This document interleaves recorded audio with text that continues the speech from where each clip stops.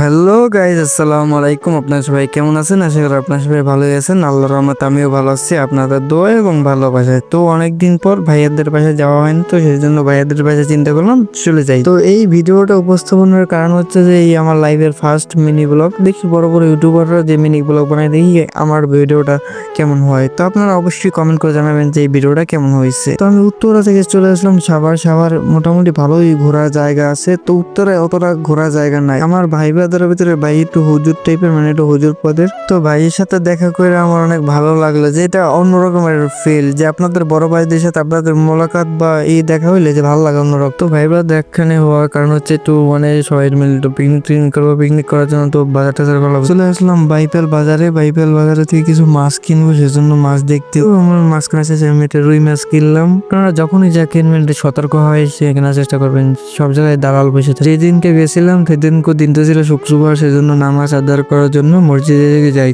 তো আপনারা সবাই ভালো থাকবেন, সুস্থ থাকবেন, ভালো রাখবেন সারফাস। আসসালামু আলাইকুম।